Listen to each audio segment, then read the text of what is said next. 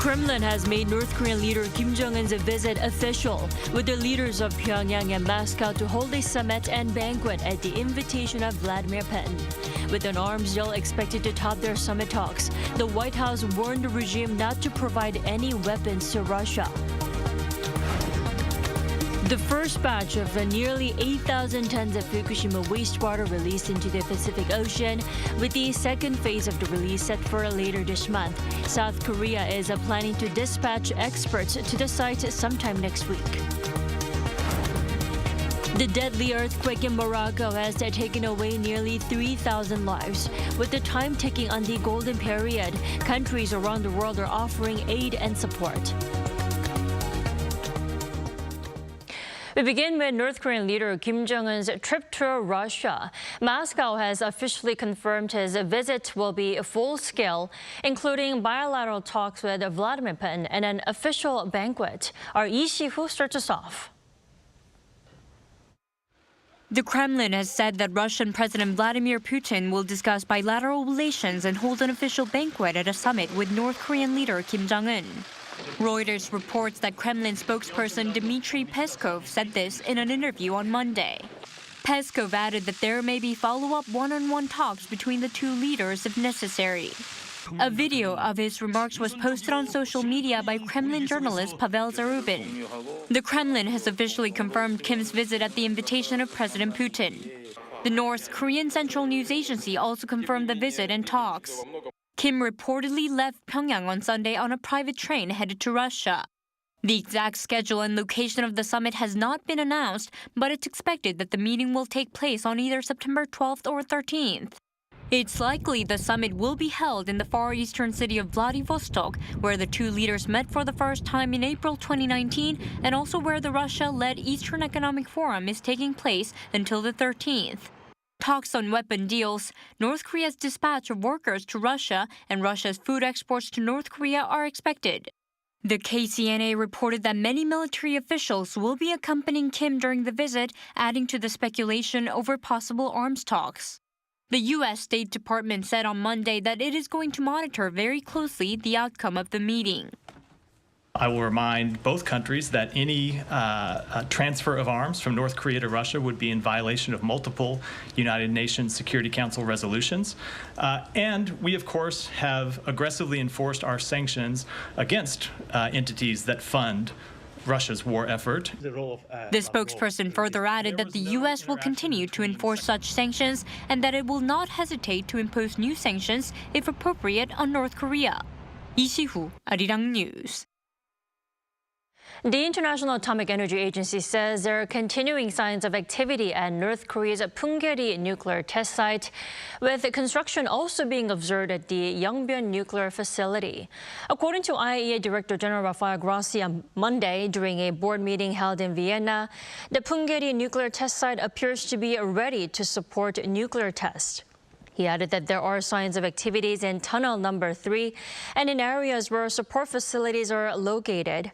Grossi stressed that conducting a nuclear test would violate UN Security Council resolutions and also raise serious concerns. The death toll from Friday's deadly earthquake in Morocco has risen to over 2,800. The South Korean government says it's ready to send assistance once aid plans are agreed with the North African country. Lee Seung-ja has more. In what was the strongest earthquake to hit the center of Morocco in over a century, the death toll from Friday's deadly quake has now risen past 2,800. According to local authorities, as of Monday, 2,862 were killed and 2,562 others injured in the 6.8 magnitude earthquake. The worst affected area is the province of Al-Haouz, where nearly 1,500 people have died due to the fact that it's located at the foot of the Atlas Mountains and includes remote villages and settlements that have been challenging for rescuers to reach. And with the golden time ticking down and rescuers struggling to get to the victims, there are fears the death toll could rise even further over the next several days. And with so many hard-to-reach areas, authorities have not yet issued any estimates for the number of people missing. UNICEF also estimates that about 100,000 children in the country may be affected by the earthquake.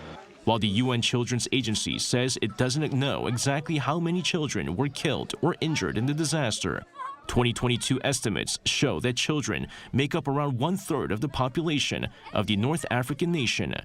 Meanwhile, Seoul's foreign ministry announced Monday that it's ready to support Morocco if the country makes such a request.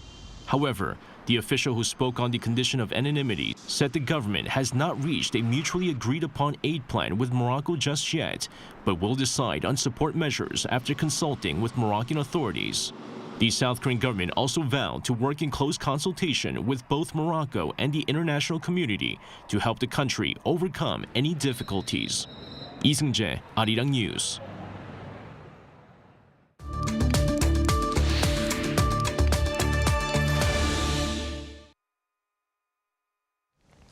President Yoon Suk-yeol returned home from a diplomatic super week, attending the ASEAN-related summits and the G20 summit. We discussed the highlights of his multilateral diplomacy with our correspondent Oh Soo-young, who traveled with the president. Good morning, Soo-young. Hi, Dami. So, Soo-young, there were multiple issues that President addressed during the numerous summits that he attended, from Jakarta to, New Delhi. What would you say was the key takeaway? Right, well, I think a key feature of President Yoon's summitry this time around was his very bold and confident diplomacy. And that was based on his push for a rules-based international order and also South Korea's contribution as a responsible stakeholder. On North Korea's nuclear and missile development, for instance, Yoon clearly warned against attempts to assist or tolerate Pyongyang's weapons program as a direct threat to South Korea and the world, amid speculation that Russia and North Korea may strike an arms deal. He actually told Chinese Premier Li Qiang directly that China should do more to ensure that North Korea doesn't become a stumbling block in Seoul and Beijing's relations. Also, regarding China's expansionary posture in the South China Sea, Yoon said that attempts to unilaterally change the status quo by force are unacceptable, calling for a rules-based maritime order and the freedom of navigation. He also raised concern about the ongoing violence in Myanmar and as well as the war in Ukraine, calling Russia's invasion a clear violation of the rule of law, of the international law. And in fact, at the ASEAN and G20 summits, President Yoon was seen as one of the very few world leaders actually speaking quite candidly based on the rule of law and about stopping aggression. And this really marked a significant shift as well from South Korea's previous administrations that were more trade-oriented in terms of diplomacy and also tended to shy away from speaking out on geopolitically sensitive matters. While Yoon has long championed freedom, peace and prosperity, of course, in the region and the world, his messages this time around, they carried a new level of determination, and that was after holding the Camp David Trilateral Summit last month with US President Joe Biden and Japanese Prime Minister Fumio Kishida. The Camp David principles and spirit provided the momentum to push through the agreements reached at the ASEAN-related summit in Jakarta and the G20 in New Delhi. This is because the three Camp David countries agreed to cooperate on jointly contributing to the Indo-Pacific region, building the basis for development assistance, maritime security, and advanced digital technology. Right, and this confidence also extended to Yoon's call for new norms and also rules-based world order, right? Exactly. So he was really pushing for global leadership in climate, IT and development, which ultimately enables future prosperity for the world, which also it actually benefits Korea as well, its trade-dependent economy. Now, President Yoon pledged $300 million to assist countries vulnerable to climate change with funding necessary for infrastructure, technology and other key enabling factors. He also presented a vision for establishing a green shipping route as well, reaching from Busan to Tacoma and Seattle. He also announced a support package for Ukraine worth more than $2 billion in the form of long-term low-interest loans. He once again called for global norms and an institution on the ethical and sustainable use of AI and digital technology to benefit humanity. And of course, countries like China have been long wary of South Korea continuing to align with the U.S. and Japan. We have to talk about that as well. Right. So at Camp David, Seoul, Washington and Tokyo agreed to jointly engage with the Indo-Pacific region in various areas spanning defense, cyber, maritime security to supply chains, infrastructure and even development assistance. These are all areas where China has been looking to expand in rivalry with Washington. So as the largest trading partner of South Korea, Beijing could decide to retaliate economically or politically as it has done in the past. And the same really goes for Japan and Australia as well. But for now, it seems that China may have to get its own house in order first. Given the difficult state that China's economy is in, potentially going into deflation with their huge housing, real estate bubble, and other economic slowdowns that's happening, it's unlikely that China would want to escalate these retaliatory risks, which could end up hurting its own economy even more. And so that means there is potential for Australia and South Korea to increase its diplomacy to try and manage those risks and to try and improve relations. President Yoon shared his hope of holding a summit with Japan and China this year when he met with the Chinese premier, who is said to have responded quite positively. It seems, though, both ASEAN and G20 summits did end with some significant outcomes, despite some, skepticism as key leaders, decided to sit out. Exactly. So before the summits happened, there was some skepticism. There were some questions over whether even a joint communique could be reached at the G20 due to differences over Ukraine, as well as the significance of the G20 and ASEAN meetings with the leaders of China and Russia absent from both summits, as well as President Joe Biden's absence from the Jakarta summits. But if anything, these results really underscore the importance of multilateralism, in my humble opinion anyway, as non-major powers they projected their voices and also their leadership on tackling common challenges like climate change and even bridging gaps between the global south and the industrialized nations. The African Union joining the G20 is a clear example of this. And when it comes to President Yoon, he notably set out ways to overcome the digital divide, as well as discrepancies in access to finance and technology. President Biden not attending the ASEAN-related summits was seen as a bit of a misstep, but by South Korea, as a strong ally of the United States, taking such action, it is stepping in for the United States to an extent, as is Japan and also Australia, playing a similar role too as US allies in the region. Right, and Soo-young, both of the summits also provided some space for economic diplomacy, right? Yes, so President Yoon on the sidelines of both summits. In total, he held around 20 bilateral meetings, as well as economic events that were planned along alongside the summits. And well, during those bilaterals, 22 MOUs were penned with Indonesia, which is the largest economy in ASEAN and the world's fourth most populous country. They were signed across various fields such as core minerals, nuclear power, mobility, even halal food and hospital-related operations. And Korea also signed its 22nd FTA, and that was with the Philippines. That document is expected to greatly improve market conditions for Korean goods, especially automobiles. Now, when it comes to India, Korea agreed to strengthen investment cooperation in digital and green industries, infrastructure, as well as cutting-edge science and tech, as well as bolster networking platforms for Korean firms looking to enter the Indian market. So the ASEAN and India, the ASEAN region and India rather, they together account for around 21% of South Korea's export market. So these were just very important deals that President Yoon saw through.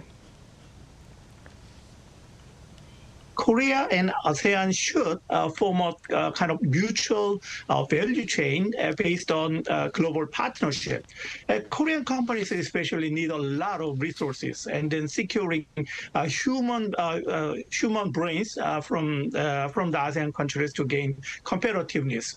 In this sense, Korea can contribute for the gender equality and then lessening the income inequality among ASEAN countries also. Well, it was quite a diplomatic marathon. Thank you, Soo-young, so much for covering this from Jakarta to New Delhi. Well, it's great to be back. Thank you for having me. Welcome back.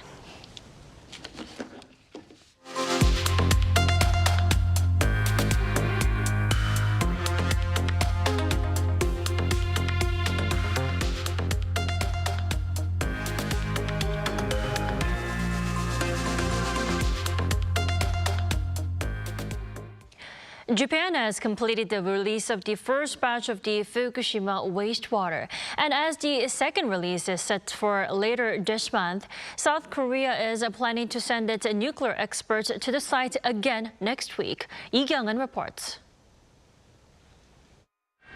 The first release of Fukushima wastewater that began on August 24th ended a little after noon on Monday, according to reports by Japanese public broadcaster NHK.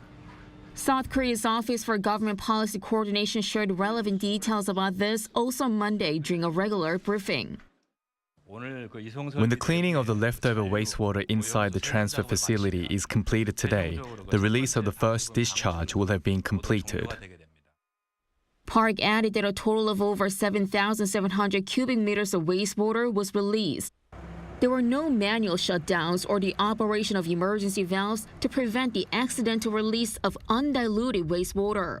The wastewater included tritium, a form of radioactive hydrogen the processing system cannot filter out. Samples collected from 14 points in waters within 10 kilometers of the nuclear power plant showed that the tritium concentration was much lower than the standard for the suspension of the release. Back in August, South Korea and the International Atomic Energy Agency agreed to share related information and updates on the discharge. As part of this information sharing framework, Seoul dispatched 3 experts on August 27th from the Korea Institute of Nuclear Safety to Fukushima. For around 2 weeks, they visited the release site and held multiple talks with the IAEA, confirming the agency's own analysis of radionuclide concentrations separate from those of the Tokyo Electric Power Company. The experts and officials from the IAEA and the local office in Fukushima will conduct a comprehensive evaluation of the first release via video conference this week. South Korea once again is planning to dispatch experts to the site sometime next week. The Government Policy Coordination Office said during its briefing that the date of the second discharge has not been determined thus far. However, Japan's public broadcaster NHK reported later that day that it will begin after about 3 weeks of equipment checks. Lee Kyung-un, Arirang News. The night skies above Seoul's Hangang River are set to shine every Friday until late October, with around 1,000 drones embroidering the autumn night. Our Choi Soo-hyung has more. On Friday night, Seoul invited citizens to an astonishing drone show over the Hangang River. 1,000 drones depicted Seoul's major landmarks, including Gwanghwamun and the Hangang River night view, before ending the show with Seoul's new slogan, Seoul, My Seoul. Visitors said they were captivated by the sophisticated beauty of the drones, which offered a charm distinct from traditional fireworks. I was so shocked.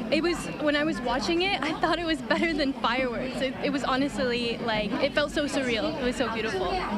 I think it showed a lot of really great scenes around Seoul, and I've seen a lot of the real places, and it made me remember those places and the times I visited them. So it was really great. The 2023 Seoul Drone Night Show provided citizens with new entertainment during the Seoul Festa held in May with a total of 4 performances. This fall, it will be held regularly at Duksum Hangang River Park Riverside Stage every Friday until October 27th, except for the Chuseok holiday and September 29th. The drone performances have different themes each week, such as Seoul Night Tour, Jazz Night, and Dream World. The show, which starts at 7 p.m., lasts for about 10 minutes. Citizens can enjoy not only a drone show, but also cultural and artistic performances, making it even better for relaxing in urban spaces on an autumn night to the fullest. Battery limitations mean the show only lasts 10 minutes, but there's plenty of other entertainment, from performances to busking shows. Visitors can also enjoy camping along the Hangang River while watching the show or just relaxing with their families. I came here with my child, and it's so nice to feel refreshed. Thanks to the Seoul government for providing this wonderful experience free of charge. Visitors can find more information through Seoul City's official Instagram or by calling 120 to contact the Tasan call center. Choi Soo-hyung, Arirang News.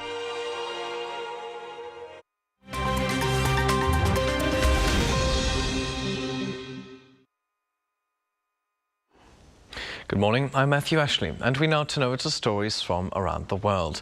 We begin in northeastern Libya, where thousands of people are feared dead following devastating floods over the weekend.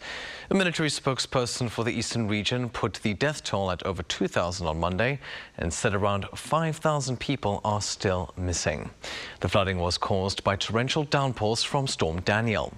The heavy rains also caused a dam burst near the city of Derna, sweeping away entire neighborhoods. The city was worst hit, with the non-profit group, the Libyan Red Crescent, putting the death toll there at more than 300. Authorities expect the death toll to rise as search and rescue operations continue. Parts of the region have been declared a disaster zone. Libya is politically divided between the east and west. The internationally recognized government does not control the impacted area. Now, in the United States, memorial events were held on Monday to mark the 22nd anniversary of the September 11th Twin Towers attack that killed around 3,000 people.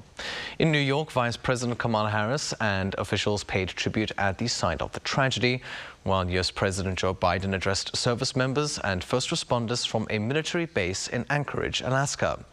Other events were held at the Pentagon and a 9/11 memorial in Pennsylvania, as well as firehouses and city halls. On September 11, 2001, 4 planes were hijacked by members of the Al-Qaeda terrorist group. 2 of the planes crashed into New York's Twin Towers, and another plane hit the Pentagon. The 4th aircraft never reached its intended target, the U.S. Capitol, after passengers fought back against the hijackers. It crashed in an open field in Pennsylvania. Now, staying in the United States, the U.S. Food and Drug Administration on Monday approved updated COVID-19 vaccines ahead of the fall and winter seasons in a bid to prevent a surge of infections. The approval applies to the latest jabs from Moderna as well as Pfizer. The new vaccines target the latest coronavirus variants. People who have never been inoculated against the virus can receive the updated vaccine. The vaccine is expected to receive final approval from the Centers for Disease Control and Prevention before being rolled out later this week. And finally, dogs made a splash at Del Mar Dog Beach in California on Sunday by surfing waves at a local surfathon charity event. More than 50 canines surfed up a storm for the 18th Helen Woodward's Surf Dog Contest, with some riding the waves solo, while others had a guiding hand from their owners. The annual contest raises funds for orphaned pets. A dog named Sugar took home this year's top prize for Best in Surf.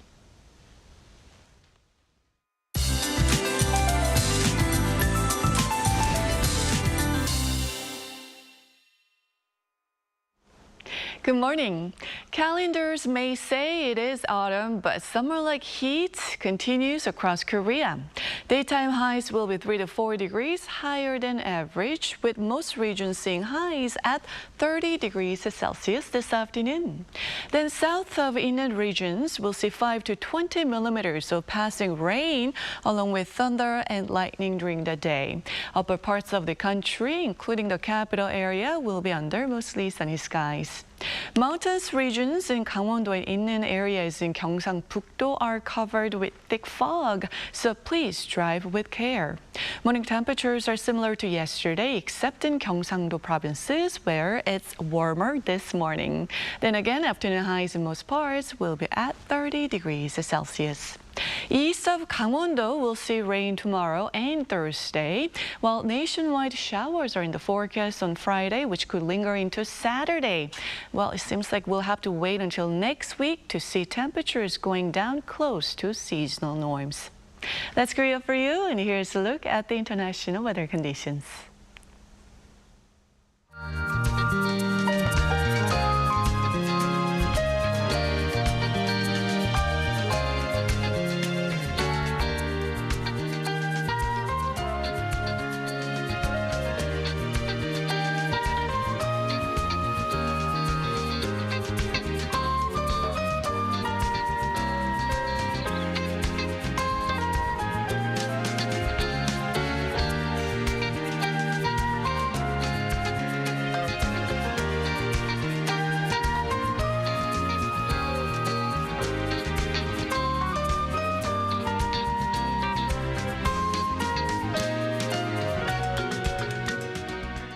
We thank you for watching New Day at Arirang. We'll be back tomorrow for Wednesday's edition at the same time, 9 a.m. Korea time.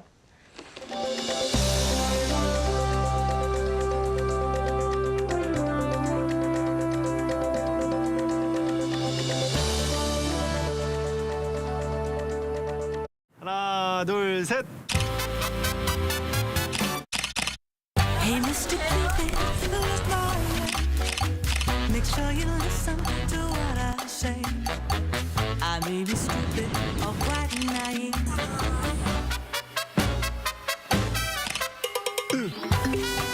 끝없이 쏟아지는 포토스팟. 휴대폰 한 대로 감당할 수 있겠니? Arrow straight through my heart. 웰컴.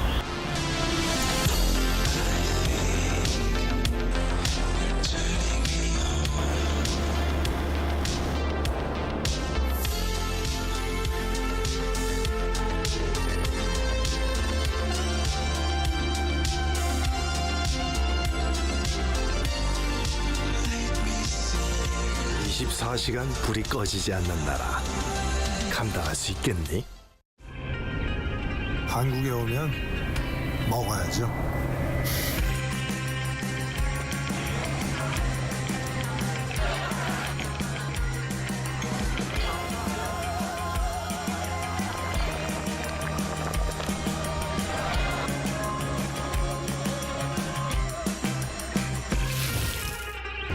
먹어도 끝이 없는 나라. 감당할 수 있겠니?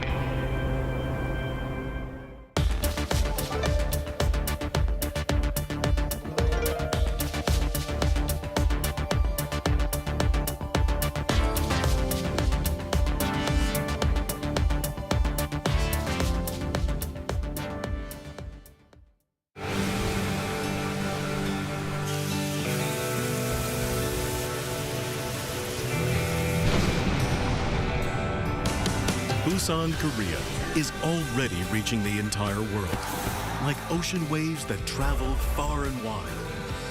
It's Busan, the perfect World Expo city, transforming our world, navigating toward a better future.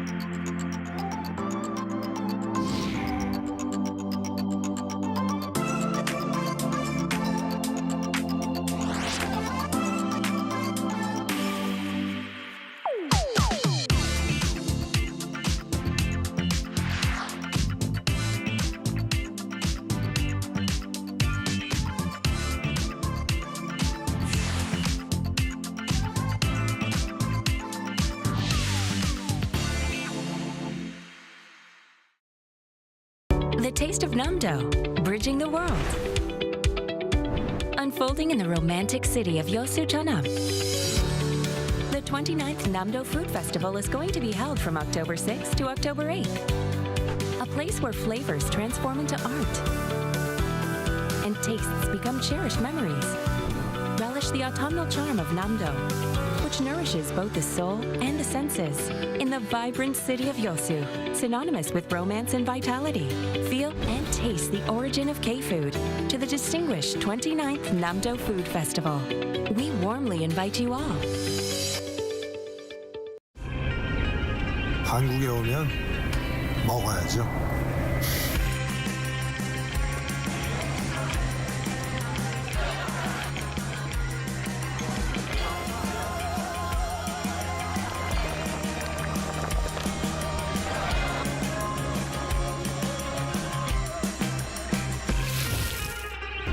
먹어도 끝이 없는 나라. 감당할 수 있겠니? 하나, 둘, 셋. Hey, Mr. Cupid, who's my make sure you listen to say. I may be stupid or quite naive.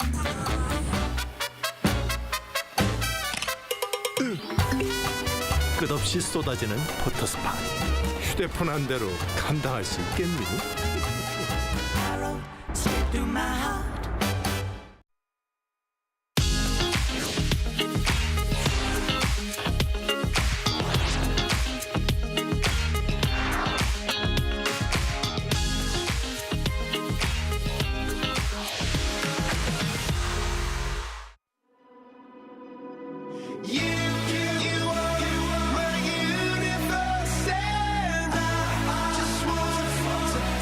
We're here to make a new type of news. New insights, new styles, and new topics every day. We are News Generation. Making news just for you. It's September 12th here in Seoul. I'm Yoon, and this is News Generation, where we make the news at Arirang's very own open studio. Every morning, we'll discuss the top issues and latest current affairs affecting people in their 20s and 30s. Joining me in the studio is Nal Song. Good morning. Good morning, and Park Ki-hoon. Thank you for having me. Now, both are here to speak on behalf of people in their 20s and 30s. As usual, let's start with our news feed, which covers different hashtags and news items that have been trending on social media over the past 24 hours. Yesterday was September 11th. 22 years ago on that day, nearly 3,000 innocent people died in the deadliest terror attack on U.S. soil. Commemorations happened at the attack sites ranging from the New York's World Trade Center and the Pentagon. President Joe Biden visited a military base in Anchorage in the state of Alaska following his trip to India and Vietnam. Moving on to the second story. Japan's youngest professional Go player, Sumire Nakamura, has made it clear that she wanted to move her base to South Korea, mainly because South Korea is home to the top Go players in the world. Nakamura has already submitted an application to the Korea Paduk Association to register herself as a visiting Go player. If the application goes through, she will be the first Go player to transfer abroad from Japan. Sumire Nakamura is now just 14. Back in February, she became the youngest title holder after winning the Women's Gisei title. And last but not least, over the weekend, students from two of the country's top universities brought their school spirit to the next level at their annual sports event. This annual derby involves two schools that have a decades-long friendly rivalry. At the event, though, some students from the school's branch campuses said they've experienced discrimination. Unlike students from the main campus located in Seoul, those from branch campuses in rural parts of Korea were banned from preparing for the official events. Also, the student union from the branch campuses didn't have much say or didn't get as many admission tickets. Now, tension between main campus and branch campus students has always been a thing in Korea. That mainly has to do with Korea's hyper-competitive education environment and its emphasis on university titles. Though a school may use the same name, if they have separate campuses, students from the main campus consider those from a branch one to be from a separate institution, which is mainly because they follow a different admission process and have a lower cut line. So I'd now like to expand the news feed here to the studio. Ki-hoon, what did you think about this news story? I do understand both sides, but as we already know, Korea is a very hierarchical society and very competitive in the education industry. But look, it's great that the main campus students have that much pride because, right, they did put in that extra effort to get into a prestigious university to start off with. But that doesn't give them the right to discriminate or look down on any other branch students or just other students in general. So look, if you think highly of yourself, if you think you're the better or the bigger person, you need to be a bit more accepting and understanding to become that kind of person. But I personally think it's the school's kind of responsibility from the administration. They should set clearer guidelines as to how much they will include branch campus students into these main branch campus events, so these conflicts never really arise in the first place. Right, because they do use the same name. Right. It's just the location is different, and then there's those parentheses where say, actually, we're not in the main campus, we're in a branch campus with a different cut line. So it is a contentious issue. And now, as mentioned before, though, it's not new. Like tension and discrimination between main campus and branch campus students has always been a thing, right? Yeah, but honestly, like you mentioned, in society, there's always been people who are into the hierarchy of different universities. But in the end, when you're a part of society and you're working, it's not that important in the end. And so I think, people making snide remarks about what kind of university you're a part of, or if you're from a branch, I really think it's all silly. And in the end, I think the universities are to blame for these, because when they want to make a branch, it's really for the money. They want to expand the school and they put it in a different region, and they make this discrimination happen. So I really think that this is really, we can just blame it on the administration, like Yoon was saying. Just to play devil's advocate, though, I do understand why universities are trying to expand their campuses, especially in Korea outside of Seoul, because in Korea, most prestigious universities are concentrated in Seoul. That's why there's this term in Seoul universities. But nowadays, we're seeing more prestigious universities trying to have branch campuses in rural areas to develop those areas too. So there are definitely some economic advantages to that, and it's an issue we'll have to keep our eyes on for a very long time. But until now, that was our news feed for this Tuesday. Let's now head into our main discussion topic of the day. From the bustling streets of Seoul to the vibrant neighborhoods of New York City, the culinary world is abuzz with the rise of two iconic Korean dishes, Kimbap and Ramyun. Let's find out why. This roll is making waves worldwide. It's Kimbap, sometimes referred to as Korean sushi. Wrapped in a sheet of seaweed that has steamed rice, vegetables, and different types of meat in it, the easy-to-make snack has taken the U.S. market by storm. Back in August, the American grocery chain Trader Joe's introduced frozen kimbap products. Videos of people trying it out have since gone viral. Now, customers are having to wait till October because these frozen rolls sold out like hotcakes, and Trader Joe's is waiting for new arrivals. A food that goes well with kimbap and has been garnering much popularity is ramyun. This spicy noodle is always a steady food export of Korea. In a few days' time, it will hit its 60th anniversary. The influence of kimbap and ramyun is not limited to Korea. Restaurants and food vendors in major cities across the world are incorporating these dishes into their menus. From Los Angeles to London, these Korean delights are taking the culinary world by storm. And let's first focus on kimbap, which has been a big hit in the United States. Nell, tell us more. Right, so this is a recent trend, and everybody has been running to this specific store. It's a chain in the U.S., and this Korean company exported about 4.5 tons of kimbap to the States, and it sold out within days. I actually saw this YouTuber who and an influencer who went to go buy these frozen kimbaps. First day she went, all sold out, and asked the manager, when can I get them? They told her to come back the next day. She went back, already sold out. Third day, open run, she goes and gets this kimbap, puts her hands on it, and she tastes it, and everybody really likes them. So I really think there's various aspects to this. It's the Korean media, K-pop, and everybody being exposed to it, but also because it's vegan. A lot of the kimbaps that's being exported, it's difficult to export meat products, so they decided to make it vegan, kind of using tofu, the fried tofu, or also known as yubu, into the kimbap, so that it's vegan friendly, it's easy, and it's quick to eat. You just microwave it a little bit, so it's a great snack. I'm happy that your friend finally got a hold of this kimbap in 3 days. She had to do an open run, though, for frozen kimbap. Open run for kimbap. Amongst the Korean public, though, it's quite fascinating to hear that frozen kimbap rolls could be such a thing. I know. Because they're frozen. Exactly, but I think, because of its convenience, we find them here in convenience stores a lot, but I think it's kind of a new phenomenon in the States. Speaking of it being a new phenomenon, there have been many Korean Americans who found a business angle to this surge in demand for kimbap and Korean food. So we're going to be including one chef who has jumped onto this K-food trend in the States to find out just how popular Korean classics like kimbap are at the moment.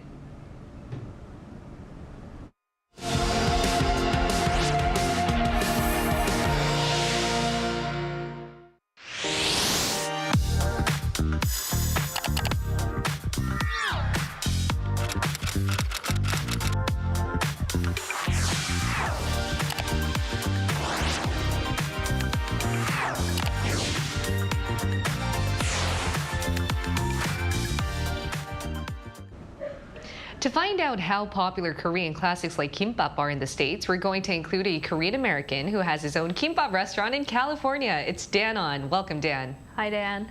Thanks for having me. Hello. All right, so Dan, how did kimbap become so popular in the States? As Nell mentioned, I hear many people had to wait in line to get Trader Joe's frozen kimbap rolls, right? Yeah, it's a little crazy. Actually, I feel like it kind of came out of nowhere. One day I heard about this Trader Joe's kimbap, and the next day it seems like everybody wants it and it's all sold out. But yeah, it's been very popular, and a lot of people have been even coming to our restaurant asking about kimbap just because I guess they've seen it on social media and things like that. Yeah, and did you actually try them out as a Korean and a chef? Did you find anything special or specific about these frozen kimbap products? Yeah, I did try it, and I mean, it was good. It wasn't like, fresh handmade, rolls or anything like that, but it was still very good. And, I think the thing that's very special for that one is like, it's the first time I've seen it as a kind of a ready-to-eat or frozen kimbap that's been marketed to the American public, not just Korean people or Asian people. And the fact that you can buy this for like $4 and just eat it anytime you want, just put it in the microwave, whatever. I think that's really cool, and I think that's the thing that's really special about it. And nothing beats a fresh kimbap, though. I wish people can actually try real kimbap apart from the frozen kimbap, because we all know here, including yourself, Dan, how amazing kimbap just tastes, especially when it's not frozen, right? For sure. Dan, you've had a kimbap place. Oh, yes. Okay. Yeah, go ahead. You've had a kimbap place even before this surge. But do you think the Trader Joe's frozen kimbap products attracted more customers to your restaurant? Or from when did you see a sudden spike in demand for Korean food in the States?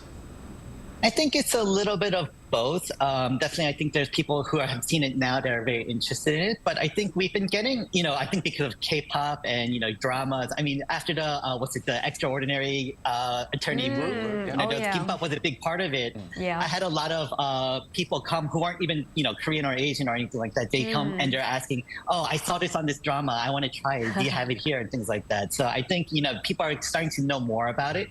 And it's not just Korean sushi anymore. It's actually going to be kimbap. They just kind of call it what it is. So it's been cool to see that. Exactly. You mentioned a great point. We no longer refer to it as Korean sushi. It just became a Korean dish, kimbap. And not just kimbap, though. I think Korean food has garnered so much popularity across the world, as you mentioned, thanks to K-pop and K-dramas. But what do you think, just by like the palate itself, what do you think Korean dishes, why are they so attractive to Americans at the moment? I think it's a good combination of flavors. Some of it's spicy, some of it's not. There's a little bit of sweetness, there's some saltiness, there's a lot of everything going on. So people are gonna like it, whatever their tastes are. I think there's also a lot of different, different types of food, things that are like more meat heavy, more vegan friendly, things like that. And it's all, delicious and it's healthy. So I think, all of that is kind of contributing to like, it fits the, it's kind of a new palette, but like it also still fits, I think, a lot of the what's popular amongst the foodies and things like that in the United States. And hopefully it'll continue to, see its popularity across the world. Until then, thank you so much, Dan. Hope to talk to you soon. Thanks for having me. Thanks, Dan. Right.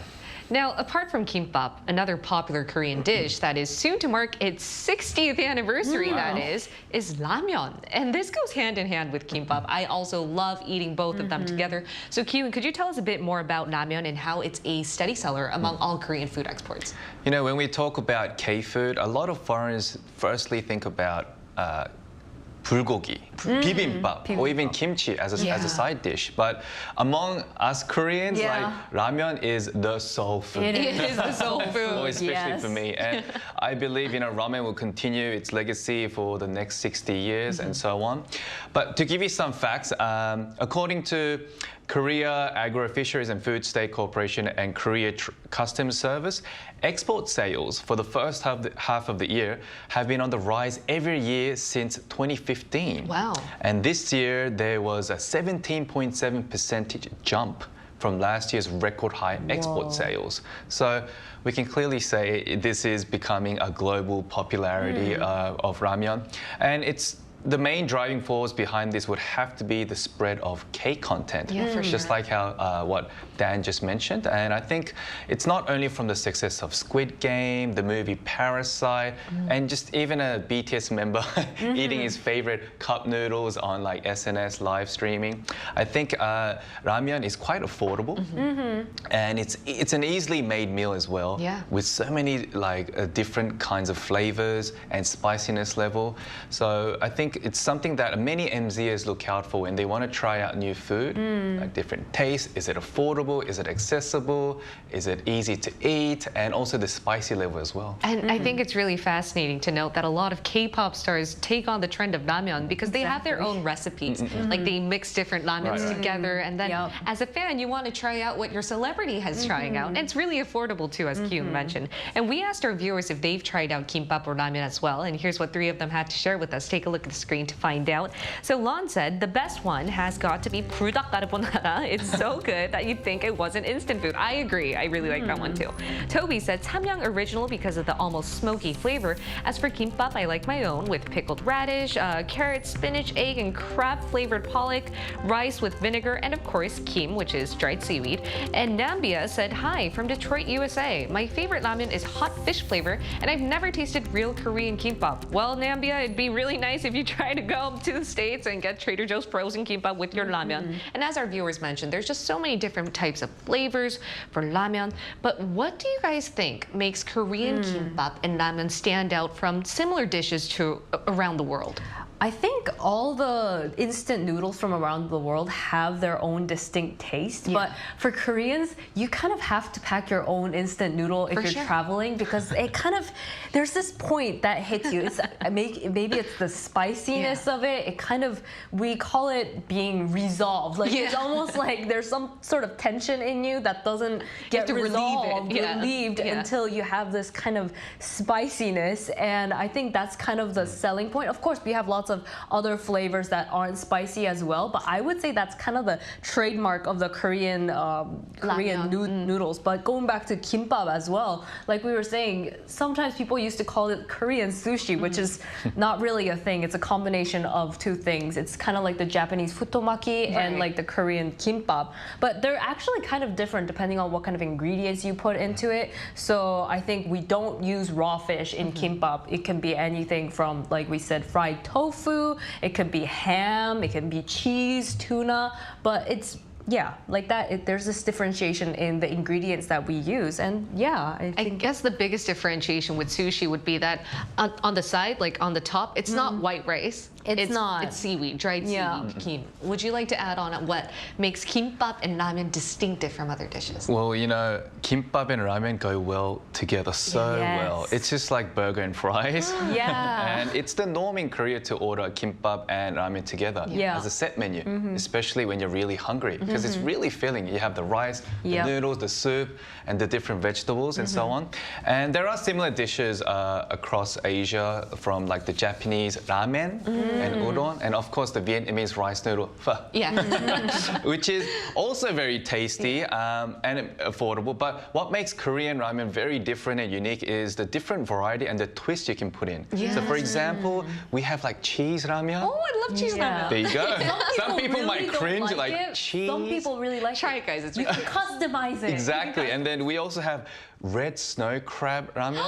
So you add all like sorts of seafood in it. I'm getting so excited. And then we have the black bean ramyun, japaguri. Oh, you know what japaguri is? It's a combination of 2 different. Right. That's the thing. It's the one that everyone saw from the movie Parasite. Exactly. Yes. It's a mixture of the black bean noodles with the normal traditional ramen, and of course, I think with ramyun, once you finish the noodles, you have the soup left. And when you're feeling extra hungry, you add rice to it. Of course. Yes.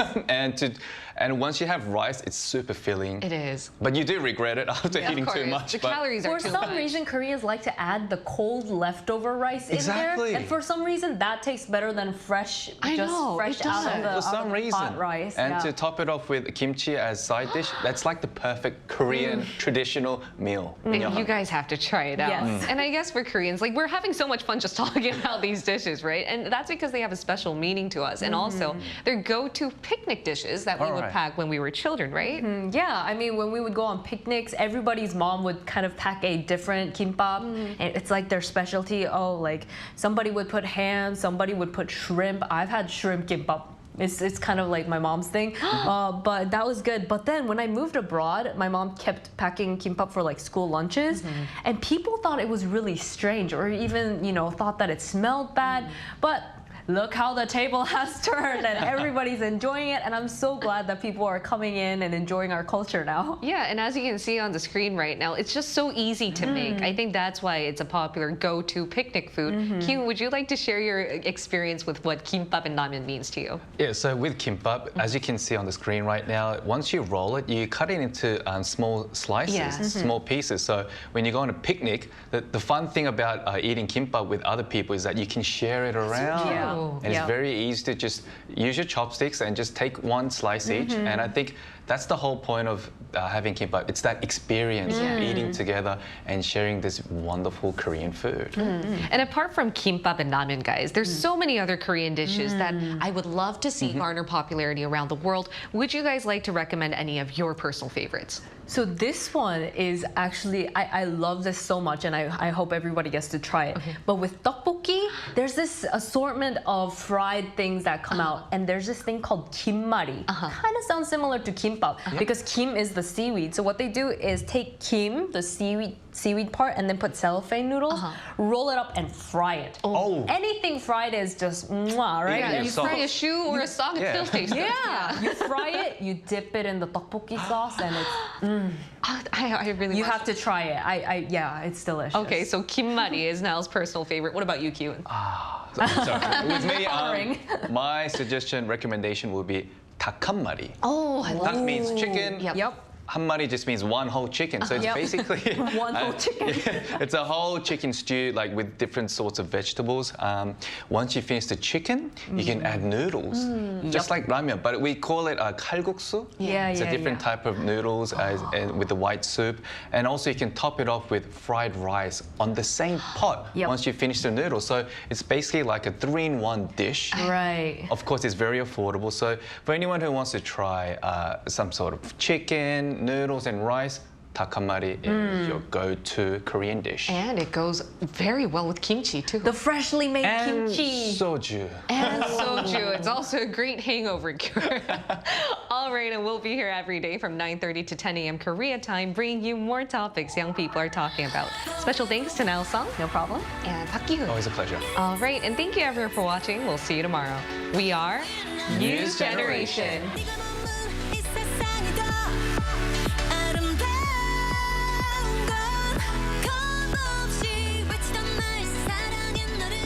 In Gyeongsang, Namdo, Sangcheong, we're opening the Dongi Bogam. You can meet a variety of Hanbang, Korean medicine for vitality, Korean medicine for healing, Korean medicine for joy, Korean medicine for